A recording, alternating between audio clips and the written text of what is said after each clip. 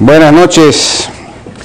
El Tribunal Supremo de Bolivia le varió la condición de detenido a Martín Belaúnde El Ocio por la de arresto domiciliario. Y acá en el Perú, pues el fiscal de la Nación declaró que a Martín Belaúnde El Ocio solo se lo podría extraditar por el caso La Centralita, porque ese ha sido el motivo, o digamos, ese es el caso que se ha incluido en el pedido de extradición y es el único que está formalizado.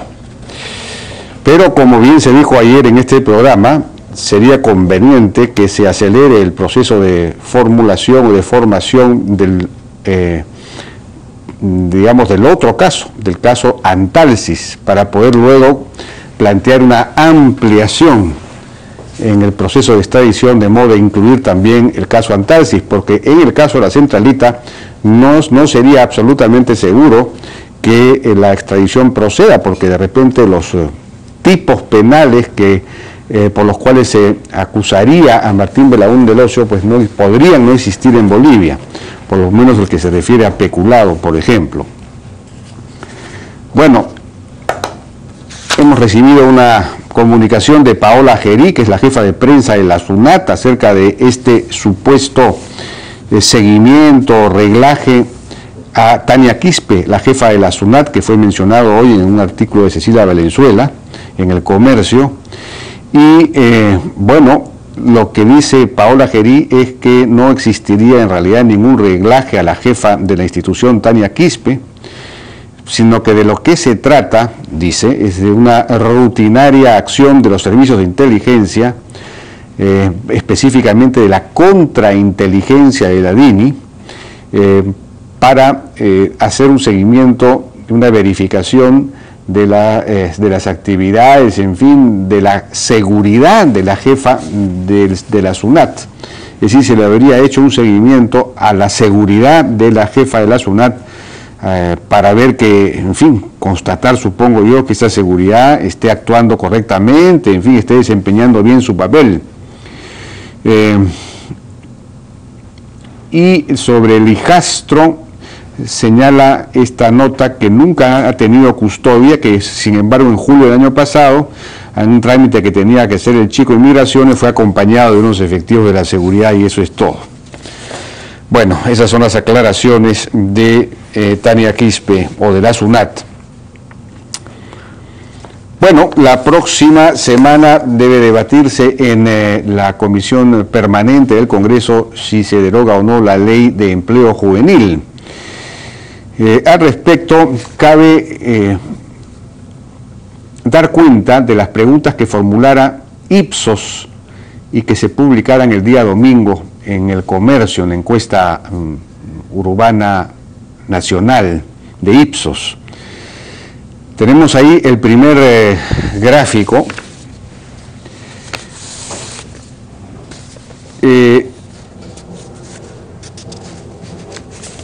A ver, un momentito.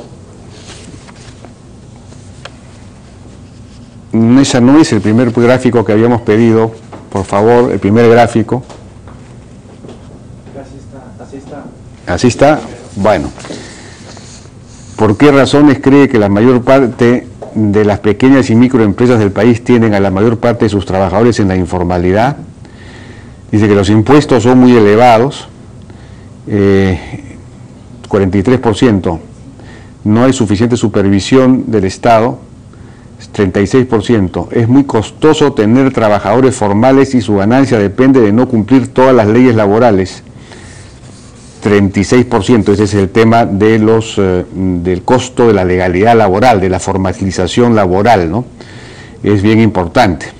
Los trámites son muy complejos, etcétera. A ver si pasamos, por favor, al primer cuadro que habíamos pedido. Ese era el primer cuadro. Recientemente se ha aprobado una ley de empleo juvenil, conocida popularmente como la ley Pulpín, que promueve la contratación de trabajadores de 18 a 24 años que estén sin empleo con menos beneficios laborales a cambio de más capacitación. por lo que ha escuchado usted, apruebe esa ley?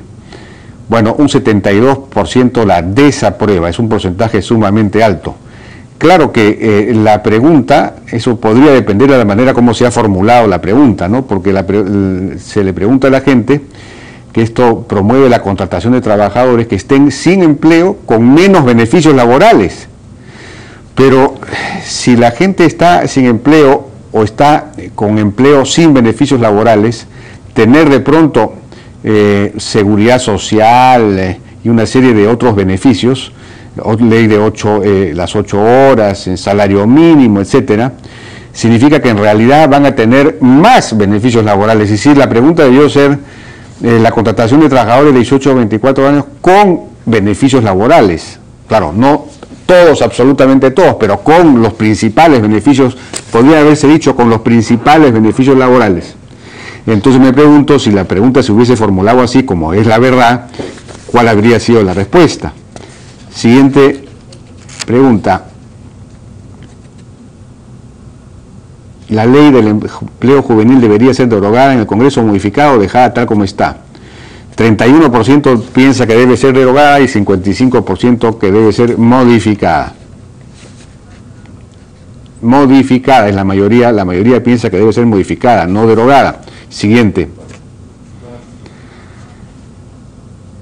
¿Cree usted que la ley del empleo juvenil animará a las empresas formales a contratar a más jóvenes? Sí, 54%. No, está mal ahí. El no es 54%. El no es, a ver, tengo que recurrir, el no es 37%. Sí, 54%, no 37%. Así que está mal ahí. Si la gente piensa que esta ley sí va a ayudar, sí va a animar a las empresas a contratar más jóvenes, la mayoría piensa que sí va a ayudar. ¿Logrará que los jóvenes de menos recursos tengan más acceso a la capacitación? Ahí están iguales, 43 y 44%. ¿Animará a las empresas que dan empleos informales a formalizarse? Ahí sí hay un poco más de escepticismo, solo 36% piensa que sí. Pero digamos, el objeto de la ley es animar a las empresas a contratar más jóvenes, y en ese caso, pues la gente está de acuerdo y piensa que sí, en su mayoría va a funcionar esta ley. Segundo, el siguiente. Como usted sabe, algunos congresistas que votaron a favor de la ley del empleo juvenil se han retractado y ahora consideran que no es una norma adecuada. Para usted, ¿cuál es la principal razón por la que se han cambiado de opinión? No les conviene apoyar una medida aparentemente impopular, es decir, por cálculo político. 44% piensa eso. Han reflexionado, se han dado cuenta que no es una medida adecuada, 26%, tenían un conocimiento superficial, no la leyeron, 21%, etc. O sea que la mayor parte piensa que es por cálculo político, como sin duda es. Siguiente. Pensando en la persona que aporta más ingresos para el sostenimiento económico de su hogar, ¿podría decirnos si tiene o no tiene los siguientes beneficios laborales? Pago a tiempo oportuno de su salario, 46% siempre recibe pago a tiempo, 32% a veces, etcétera. Seguro de salud, 44% tiene seguro de salud, digamos, y a veces 14%, pero no sabemos si ese seguro de salud podría ser también el SIS, ¿no? Ahí estamos incluyendo a salud más SIS, etcétera. Ingresos mayores al sueldo mínimo vital, 40%, solo 40% tiene siempre ingresos mayores al sueldo mínimo vital y 35% dice que a veces. Y esto coincide con las encuestas, con las encuestas con la ENAO, en fin, las encuestas que realiza el INEI y que establecen que en el empleo privado urbano un 42% no alcanza el salario mínimo vital, es decir, tiene un sueldo que está por debajo del salario mínimo vital. 42% de la población ocupada privada urbana. Es muy alto, es muy alto. El salario mínimo vital está por encima entonces de la realidad de muchas micro y pequeñas empresas. En fin, gratificaciones en fin de 37. Fíjense, vacaciones, solo 33% recibe vacaciones. En fin, así sucesivamente. Siguiente pregunta. ¿Cuáles de los siguientes beneficios laborales le parecen indispensables? Es decir, deberían ser obligatorios para todos. Aquí, sorprendentemente, la gente pone como el más, digamos, el más deseado, el más importante de todas las gratificaciones. Gratificaciones en fiestas patrias y Navidad. Ahora, aquí hay que tener en cuenta que para empresas que pagan el salario mínimo, una microempresa, una pequeña empresa que difícilmente puede pagar el salario mínimo, las gratificaciones son un adicional, entonces es más difícil formalizar si es que además hay gratificaciones, ¿no? Seguro de salud, eso sí tiene lógica, 51%, etcétera. Pero fíjese, ingreso mayor al salario mínimo vital, 42%. En fin, seguro de vida, etcétera. Siguiente, no sé si hay otra más. Esto tiene que ver con, es importante, esto tiene que ver con la legislación relativa al cese, al despido, al costo del despido. En caso de que un trabajador no haga bien su trabajo y su empleador quiera despedirlo, ¿qué indemnización debería pagar o no debería pagar ninguna indemnización? Un sueldo por cada año que haya trabajado, 33%. Ninguna indemnización, solo se debe pagar los días trabajados, 25%. Medio sueldo por cada año que haya trabajado, 11%. Un sueldo y medio por cada año que haya trabajado, 10%. Fíjese, la ley habla de un sueldo y medio, es lo que establece la ley. Solo un 10% opina como lo que la ley manda.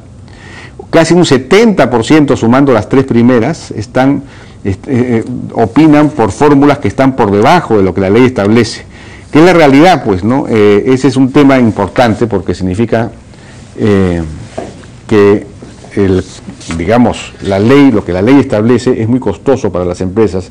Las empresas por eso es que no quieren formalizar, porque si tienen que prescindir de un trabajador, pueden levantar por favor si tienen que prescindir de un trabajador, sea porque el trabajador no trabaja bien, sea porque ya la empresa no lo necesita, o por alguna razón de escasez, de dificultad económica de la empresa, lo que sea, entonces la empresa prefiere no tener al trabajador de manera permanente, porque entonces tendría que pagarle una indemnización que según la ley es muy alta, y además eventualmente no le serviría para nada, porque aunque le pague indemnización, el trabajador puede ser repuesto por el Poder Judicial, porque hay, según el Tribunal Constitucional, prácticamente estabilidad laboral absoluta, y ese es un tema muy serio, y eso es algo que hay que enfrentar para poder, digamos, establecer o crear un marco legal que permita la formalización, la inclusión de la mayor cantidad de trabajadores en planilla, es decir, con derechos laborales básicos.